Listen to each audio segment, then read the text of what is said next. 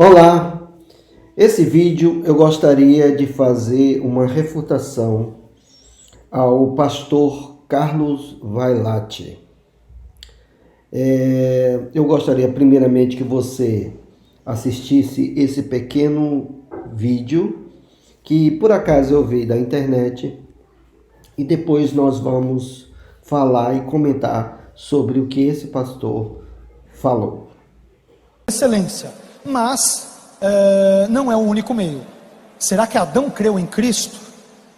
Melquisedeque conhecia Cristo. Ô Melquisedeque, você sabe quem é Jesus de Nazaré? Jó sabia quem era Jesus de Nazaré. Se eles não sabiam, o critério fé em Cristo não pode ter sido o critério para a salvação de Jó e Melquisedeque, porque naquele período da antiga aliança, eles não tinham a menor noção deste sujeito histórico chamado Jesus de Nazaré. Eu diria que a fé em Cristo é um... Muito bem, prestem atenção. O pastor Carlos Vailate, ele é um forte defensor do arminianismo. Inclusive, ele está nos vídeos do Instituto Apologético CACP. Então, você pode vê-lo explicando sobre Romanos capítulo 9, dizendo que o calvinismo é herético. E nós vemos o que o pastor acabou de falar, que Jesus Cristo não é o suficiente para a salvação. Ora, o que acontece com o pastor, que inclusive eu já vi alguns vídeos dele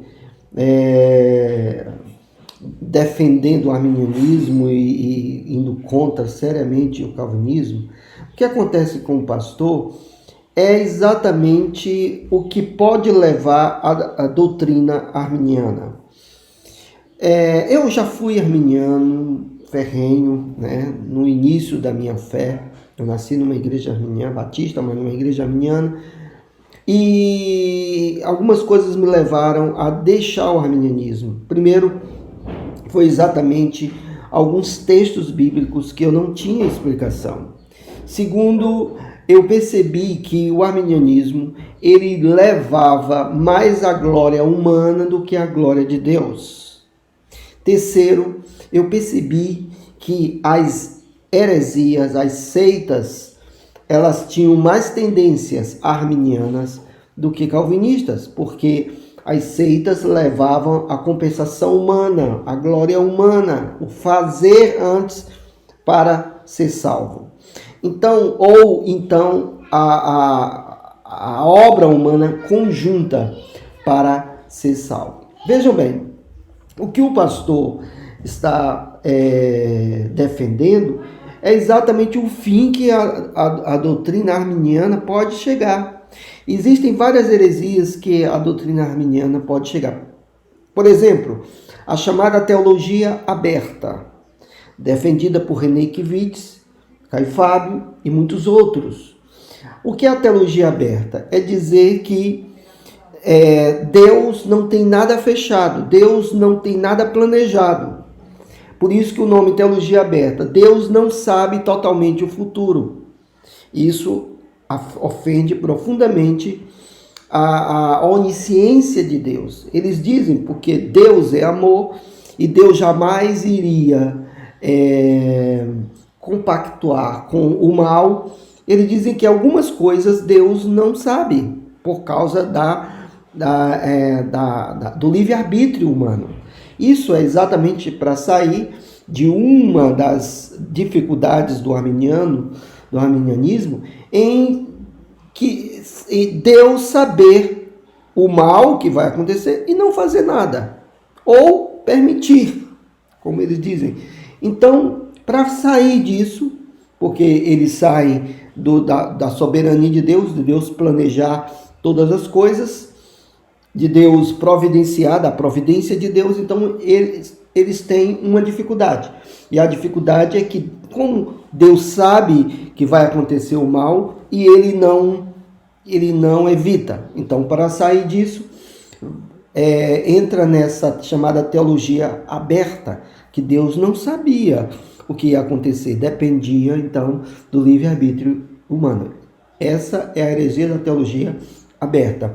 A segunda heresia é exatamente essa, de dizer que Cristo não é suficiente.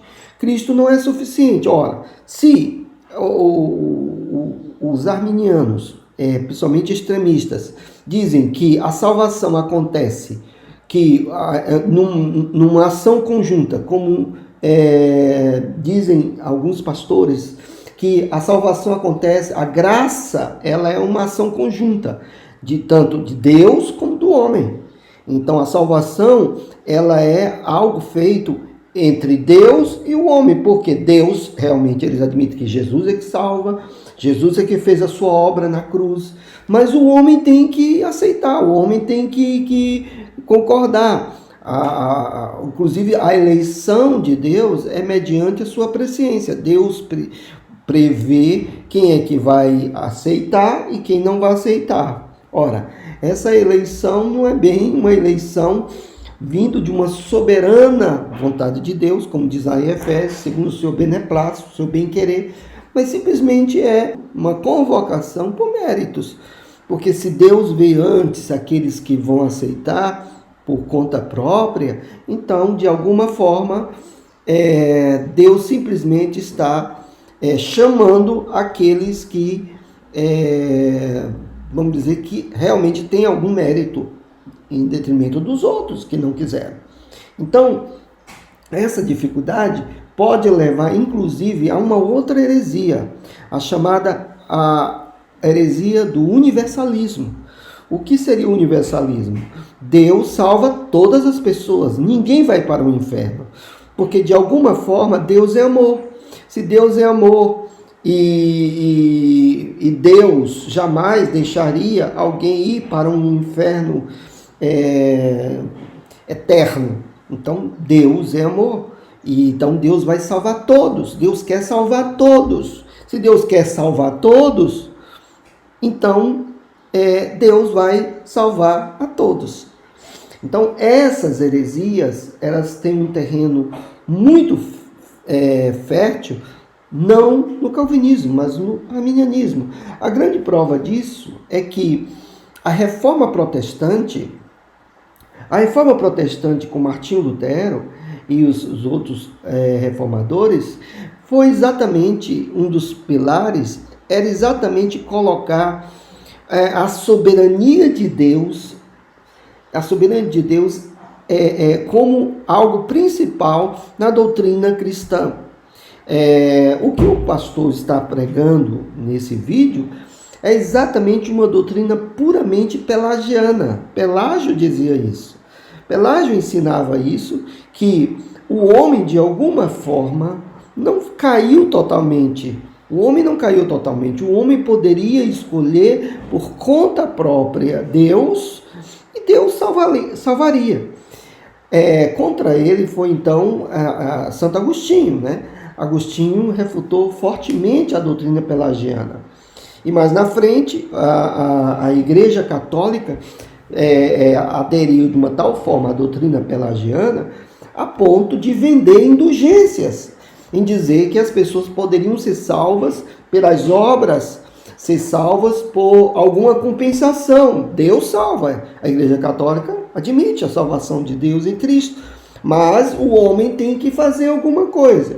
E eles colocam, inclusive, buscam base bíblica para isso. Em Tiago, eles interpretam errado o texto de Tiago, né? Que o homem não é salvo somente pela fé, mas pelas obras. Só que essas obras como resultado da fé, e não o contrário. Então, eu gostaria de refutar o pastor Carlos Vailate e dizer, olha só o que ele afirma, meus amados, que Jesus não é o único meio de salvação. Mas ele afirma que a salvação em Jesus Cristo é apenas uma salvação por excelência. É uma escolha, é uma das, vamos dizer, das opções que Deus deu, só que essa opção é por excelência. Mas a salvação em Cristo Jesus não é única. E como base disso, ele cita personagens do Velho Testamento. Por exemplo, ele cita Adão, ele diz que Adão não conhecia Cristo, Jesus Cristo. Aí ele diz Melquisedeque. Melquisedeque não conhecia Cristo. Melquisedeque sabia quem era Jesus de Nazaré? Aí ele diz, claro que não. Ele cita Jó. Jó também não sabia. Aí ele conclui, ora, se eles não sabiam, o critério para... Se não sabiam quem era Jesus Cristo, o critério para a salvação não poderia ser Cristo. Porque no período, dizendo ele entre aspas, no período da antiga aliança, eles não tinham a menor noção desse sujeito histórico, Jesus de Nazaré. Bem, vejam bem, o pastor, ele desconhece profundamente teologia bíblica.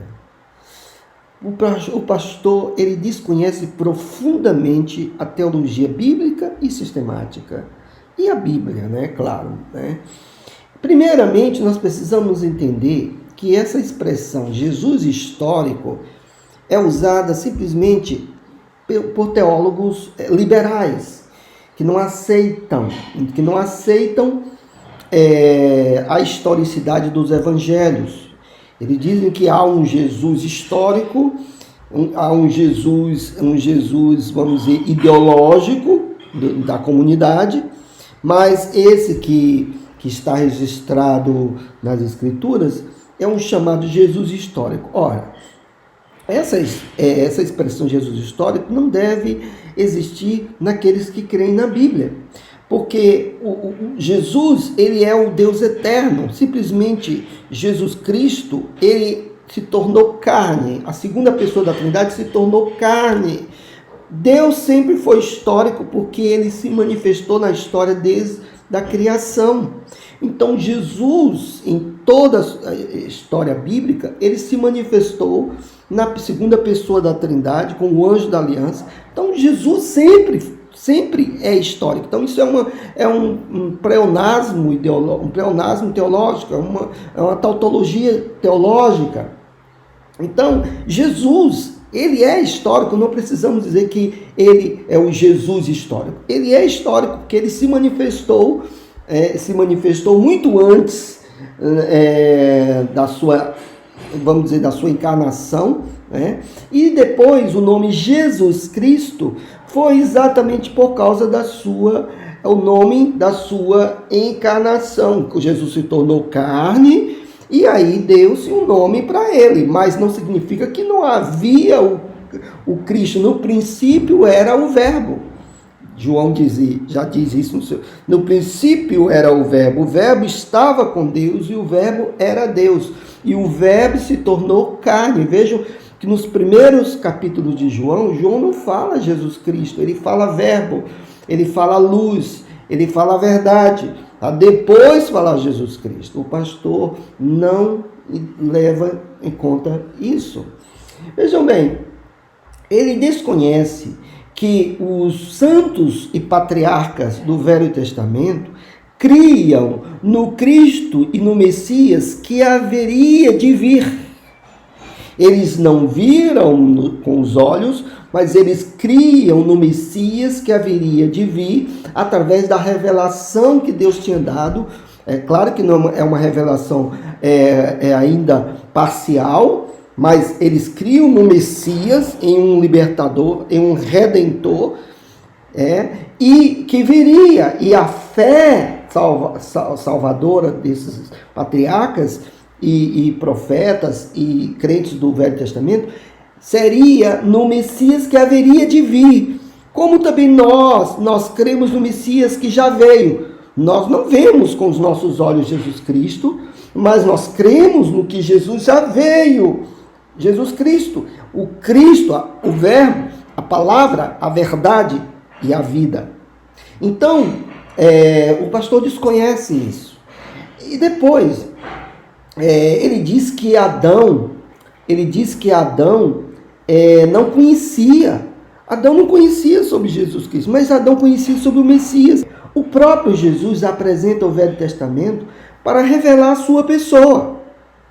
Vejam o que disse aqui João 5,39. Jesus diz: examinai as Escrituras, porque julgais ter nelas a vida eterna, e são elas mesmas que testificam de mim. Notem aqui que Jesus diz que examinai as Escrituras. Jesus está falando das Escrituras do Velho Testamento, porque Jesus está falando aos judeus, aos fariseus, aos judeus que estavam ouvindo. Jesus está dizendo, examinai as Escrituras do Velho Testamento. São elas mesmas que testificam de mim. Outra coisa, Jesus repreende os discípulos do caminho de Emaús. Vejam o que diz o verso, Lucas 24, 25. Então lhe disse Jesus, honestos e tardos de coração, para crer tudo o que os profetas disseram. Porventura não convinha que o Cristo havia de padecer e entrasse na sua glória? E começando por Moisés, discorrendo por todos os profetas, expunha-lhes o que a seu respeito constava em todas as Escrituras. Quando o texto diz, começando por Moisés, aqui é uma metonímia para falar do Pentateuco. Não é só das palavras de Moisés, é do Pentateuco, porque todos sabiam que Moisés escreveu os 5 primeiros livros do Velho Testamento, desde Gênesis. Ou seja, também dos profetas, que incluía Jó, que incluía os Salmos, que incluía Isaías. Então Jesus está dizendo, olha, vocês são nécios, vocês são tardos de coração, vocês não percebem que as Escrituras falavam de mim. Então o pastor não percebe isso. Ele cita Adão, Melquisedeque, né, e Jó. Nós vamos ver o que fala o texto em Gênesis 3,15, que diz, porém inimizade entre ti e a mulher, entre a tua descendência e o seu descendente. Este te ferirá a cabeça e tu lhe ferirás o calcanhar. Essa é a promessa que Deus deu a Adão. Adão sabia da promessa em 3,15. Falando para a serpente, que Deus diz que um descendente, o seu descendente está definido, apesar de ter uma definição do pronome pessoal feminino da terceira pessoa, o seu descendente, na língua hebraica, o seu descendente. E porém inimizade entre a tua semente, a semente da serpente, e o seu descendente, o descendente da mulher, ou seja, que ele pisará a cabeça da serpente. Está falando do Messias, está falando de Cristo. É verdade que não tem o nome Jesus Cristo, porque foi na sua encarnação, mas aqui está falando de Jesus Cristo. Ou seja, Adão cria e os profetas, aqueles criam no Messias que viria, que pisaria a cabeça da serpente e que iria contra a semente da serpente, entre a descendência da serpente, que é a descendência a pecaminosa, adâmica. Vejam aqui o que diz, ele fala de Melquisedeque, mas o que fala aqui Hebreus 7:1, né? Porque este Melquisedeque, rei de Salém, sacerdote do Deus Altíssimo, que saiu ao encontro de Abraão, quando voltava da matança dos reis, e o abençoou, para o qual também Abraão separou o dízimo de tudo. Primeiramente se interpreta rei de justiça, depois também rei de Salém, ou seja, rei de paz. Sem pai, sem mãe, sem genealogia, que não teve princípio de dias, nem fim de existência, entretanto feito semelhante ao Filho de Deus. Semelhante ao Filho de Deus, permanece sacerdote perpetuamente. Ou seja, primeiramente, o autor aos Hebreus fala que ele era sacerdote, Melquisedeque era sacerdote do Deus Altíssimo. O que fazia o sacerdote do Deus Altíssimo? Ele oferecia sacrifício, e esse sacrifício com sangue, isso levava para Cristo. Ou seja, Melquisedeque, ele era um tipo de Cristo, tanto é que o autor fala, porque Cristo foi um sacerdote que nos representou diante de Deus através do seu próprio sangue. Então Melquisedeque cria sim no Cristo que viria, porque ele mesmo fazia o sacrifício.